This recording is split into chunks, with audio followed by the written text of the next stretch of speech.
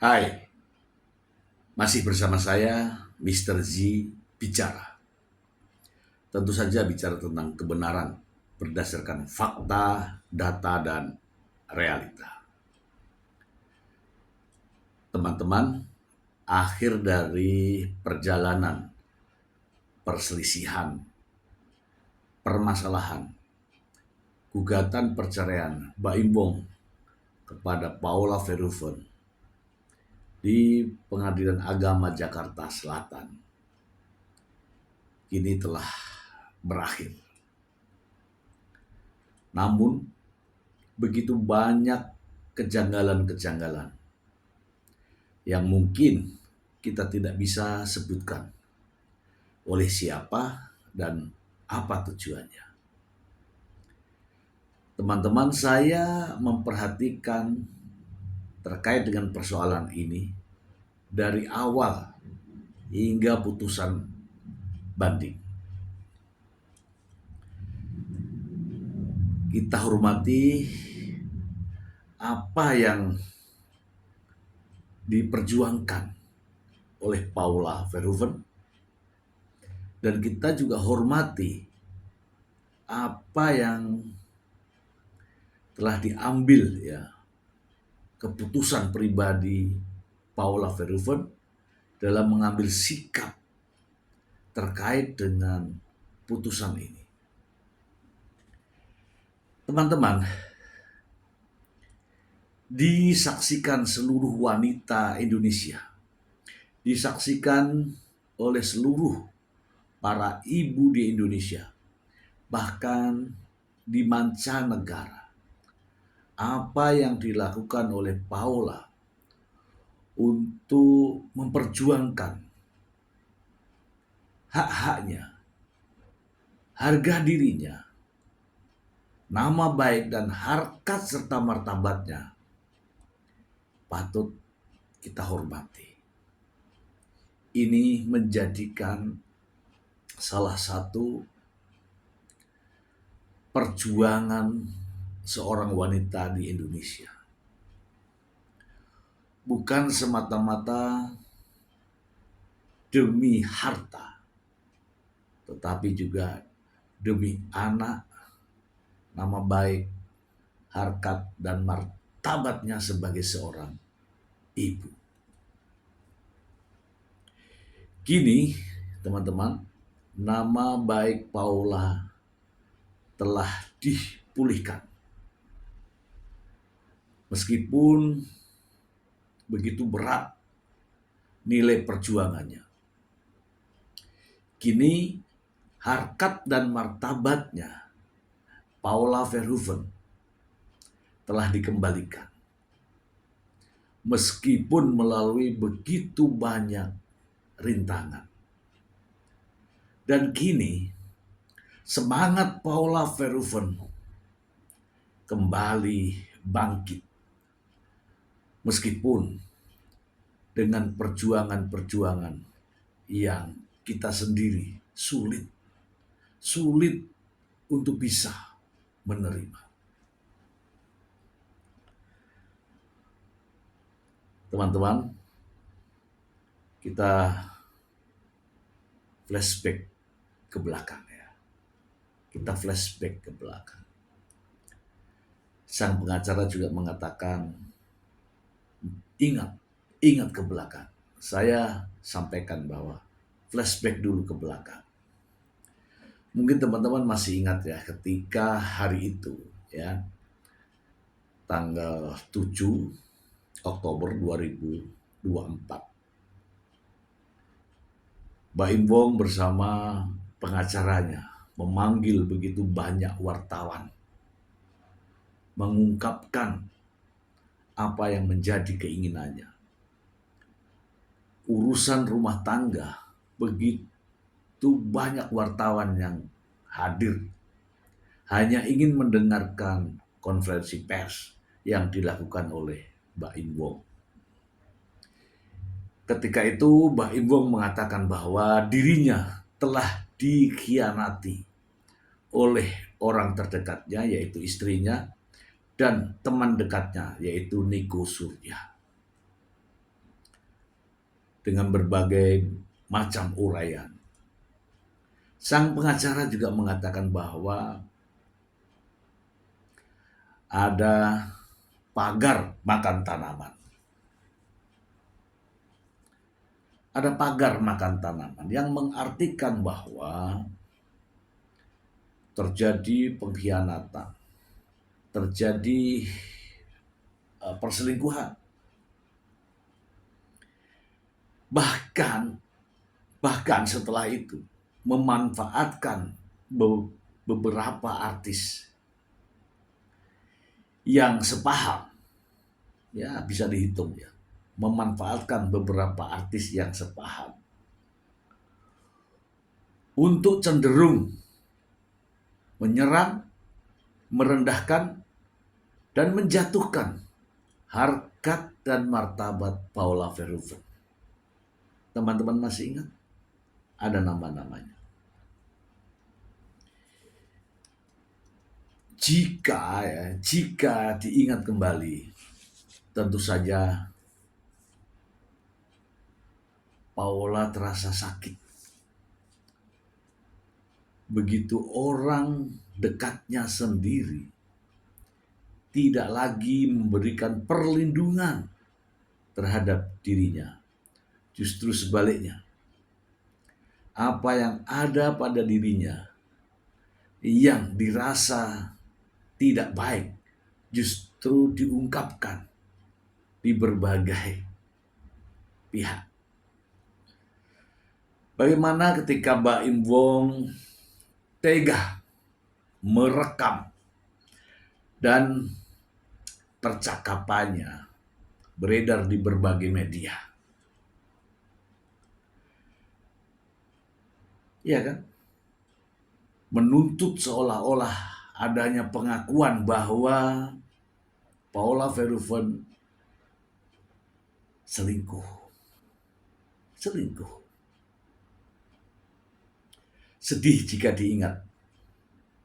Sang pengacara itu juga mengatakan dengan istilah-istilah, ada pagar makan tanaman, adanya kejadian yang sangat istimewa di tempat yang eksklusif, ada saksi kunci, saksi gembok, saksi fakta. Tidak ada sama sekali perlindungan, bahkan penghormatan tidak ada terhadap diri Paula Verhoeven. Saya tidak bisa membayangkan, teman-teman, kira-kira bagaimana perasaan Paula Verhoeven sebagai seorang wanita, sebagai seorang ibu.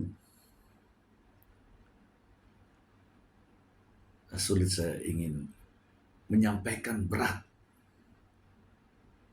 Harga dirinya dijatuhkan, harga dirinya direndahkan. Bagaimana bisa seorang wanita dianggap sebagai manipulatif? Seorang ibu dianggap sebagai penyebab adanya trauma anak. Luar biasa. Bahkan pada suatu ketika, sempat Paula Verhoeven berisak, berlinang air mata setelah proses persidangan. Karena rasa sakit, rasa sesak di dada yang begitu mendalam. Dan begitu panjang perjalanan proses persidangan. Pihak Baim Wong menghadirkan begitu banyak bukti-bukti ke persidangan dengan berbagai bentuk, yang tertulis, yang video, yang rekaman, segala macam. Hanya untuk membuktikan, katanya, bahwa Paula Verhoeven benar-benar selingkuh. Namun nyatanya, tak satu pun bukti yang menunjukkan bahwa Paula Verhoeven selingkuh. Bahkan Bahkan nih, orang yang dijadikan sebagai objek penyebab dari kegaduhan ini, Niko Surya, tidak pernah dihadirkan, tidak pernah didengarkan keterangannya.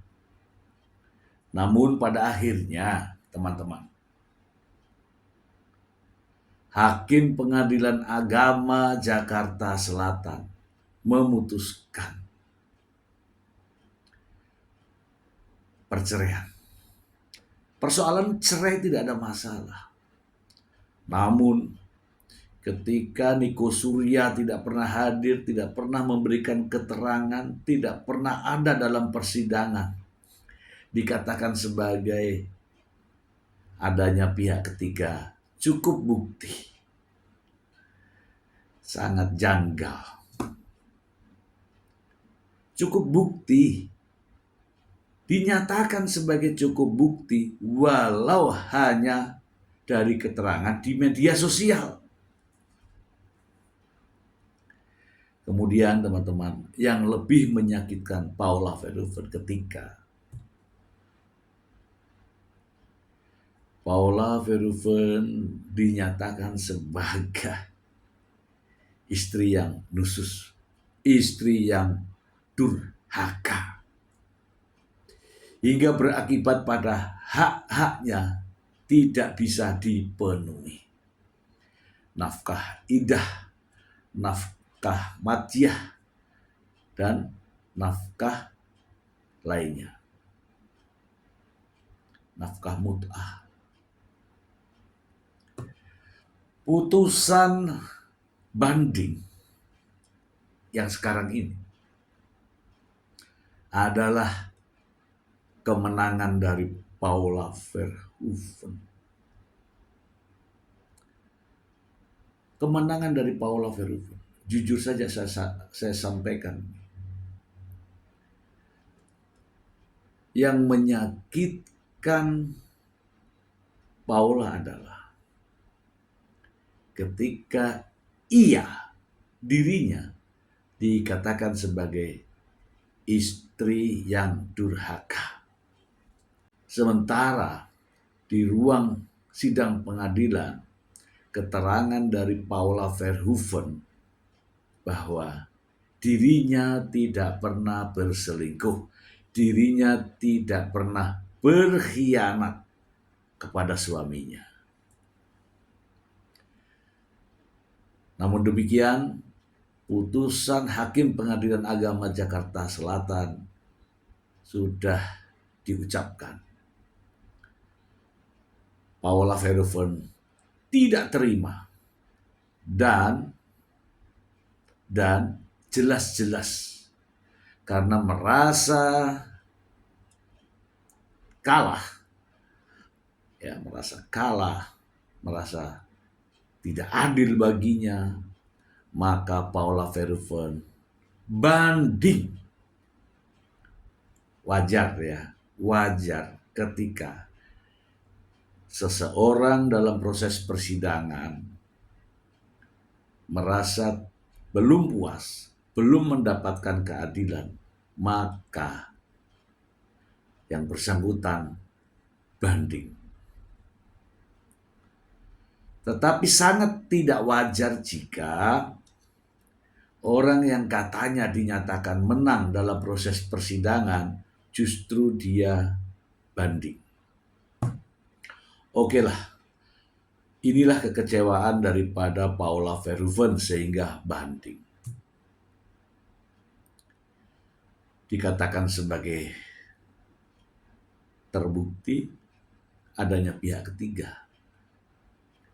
Lantas dikatakan sebagai istri yang durhaka, lantas hak-haknya tidak diberikan, maka Paula Verhoeven berjuang untuk mencari kebenaran. Pada putusan itu jelas Paula Verhoeven namanya jatuh sejatuh-jatuhnya. Harga dirinya rendah serendah-rendahnya. Harkat dan martabatnya terjun bebas karena putusan itu. Dan tidak ada yang memberikan pertolongan. Paulus Verhoeven hanya pasrah kepada Tuhan dan berusaha berjuang melawan apa yang telah diputuskan oleh Pengadilan Agama Jakarta Selatan. Teman-teman, pada akhirnya yang dinanti-nanti tiba, yang ditunggu-tunggu datang. Nama baik Paulus Verhoeven dipulihkan. Harkat dan martabat Paulus Verhoeven sebagai seorang wanita, sebagai seorang ibu dikembalikan. Semangat Paulus Verhoeven sebagai seorang wanita bangkit karena apa yang dijadikan putusan hakim pengadilan agama diralat bahwa terkait dengan adanya istri yang durhaka tidak terbukti. Artinya adalah Paulus Verhoeven tidak terbukti berselingkuh sebagaimana tuduhan Mbak Imbong dan pengacaranya. Artinya adalah Paulus Verhoeven mendapatkan hak-haknya sebagai seorang istri. Nafkah idah, nafkah mut'ah, nafkah madjah, hak pembagian harta gonogini diberikan. Masalahnya, ketika haknya dikembalikan, kemudian dia tidak terbukti bersalah, tidak terbukti sebagai istri yang durhaka, tidak terbukti sebagai istri yang nusus. Bagaimana dengan hak asuh anak? Ternyata setelah haknya dikembalikan, setelah nama baiknya dipulihkan, setelah harga dirinya, harkat dan martabatnya dibangkitkan, hak asuh anak justru ya kita tahu sendiri ya, justru dialihkan ke Mbak Imbong. Kalau yang ini nih teman-teman, kalau yang ini adalah kontradiktif. Teman-teman mungkin juga belajar ya dengan ini ya. Ini solusi hukum keluarga ketika ada permasalahan-permasalahan terkait dengan keluarga, ya harta dan termasuk anak-anak. Intinya hukum keluarga di sini. Dan hakim pengadilan agama dimanapun berada ketika menyelesaikan persidangan masalah-masalah keluarga, masalah-masalah rumah tangga, referensinya adalah kompilasi hukum Islam. Jadi ada kejanggalan lagi ya, bahwa saya buka ya, ketika Paulus Verhoeven dinyatakan tidak terbukti, ketika Paulus Verhoeven dinyatakan tidak sebagai istri yang durhaka, Paulus Verhoeven menerima hak-haknya sebagai istri. Oke. Menurut kompilasi hukum Islam bahwa tuduhan perselingkuhan itu harus bisa dibuktikan.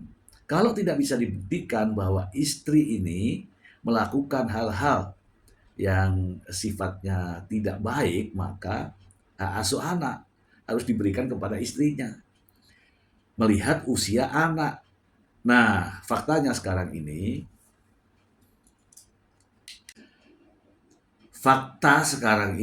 adalah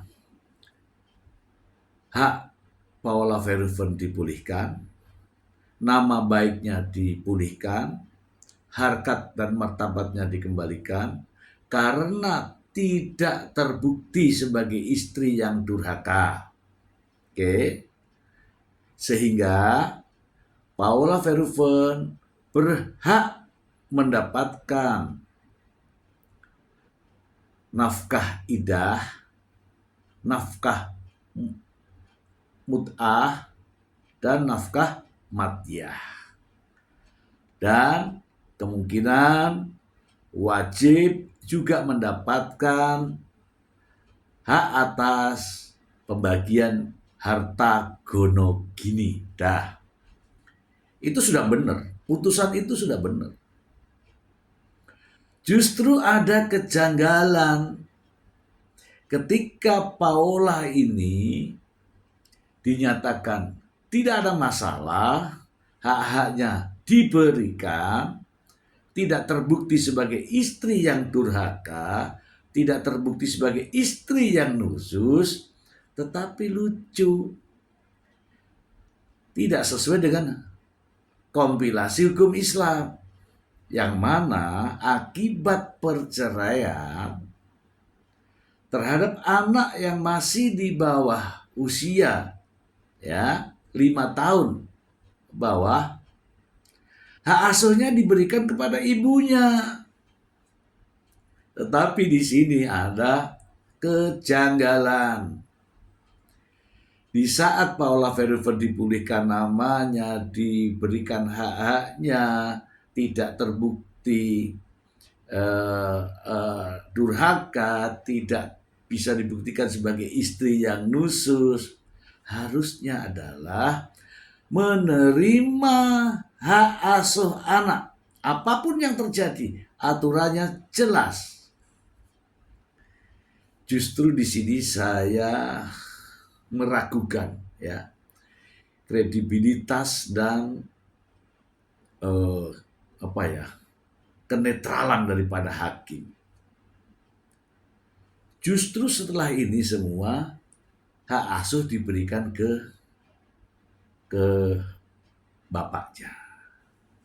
Oke, ini jadi pemikiran, jadi sebuah analisa, jadi sebuah penelitian, dan bisa jadi sebuah pelajaran yang baru.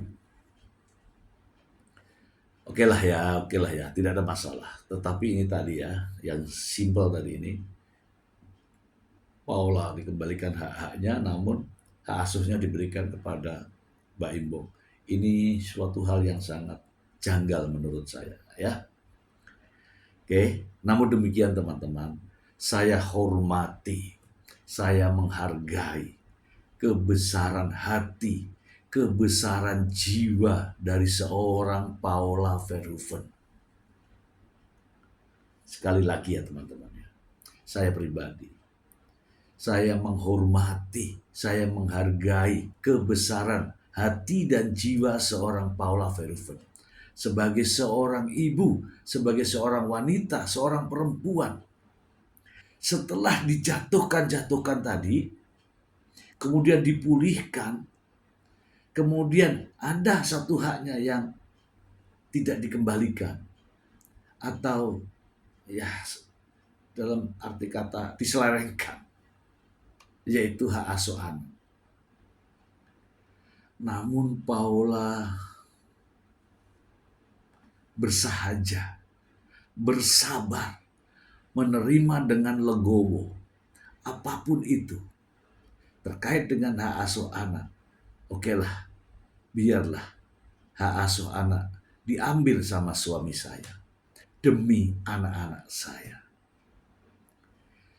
Sementara teman-teman, apa yang terjadi saat ini adalah tidak sesuai dengan kompilasi hukum Islam.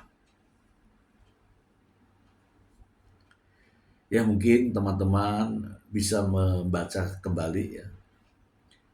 Mana pernah ada putusan yang seperti ini kalau terkait dengan hukum keluarga. Kalau ini dibiarkan akan menjadi referensi jurisprudensi pada penegakan hukum keluarga di masa yang akan datang. Oke, teman-teman, sekali lagi saya salut, saya menghargai, saya menghormati apa yang telah diambil oleh Paula Verhoeven, mengambil sikap terkait dengan putusan banding dari Pengadilan Tinggi Agama DKI Jakarta. Meskipun masih ada peluang untuk meraih apa yang diselewengkan tadi. Namun Paula berbesar hati dan berbesar jiwa. Saya mengatakan bahwa ini adalah kemenangan Paula Verhoeven. Karena hati dan jiwanya bisa mengalahkan semuanya. Bukan secara emosi, tidak menggunakan akal sehat, dan semerta-merta seolah-olah akulah yang berkuasa. Ya. Paula Verhoeven seorang wanita, seorang perempuan, seorang ibu rumah tangga. Sangat bijak ketika mendapati adanya kejanggalan dalam praktek hukum ketika dirinya yang menjadi objeknya. Tidak terbukti sebagai istri yang durhaka, tidak terbukti sebagai istri yang nusus. Artinya adalah tidak terbukti adanya perselingkuhan. Satu. Hak-haknya sebagai istri diberikan, hak-haknya sebagai istri dikembalikan, dan nama baiknya dipulihkan. Dua. Artinya apa? Namun dia memilih diam. Biarlah hak asuh anak diambil sama bapaknya. Ini luar biasa. Salut untuk Paula Verhoeven dan selamat untuk Paula. Andalah pemenangnya. Semoga bermanfaat. Terima kasih.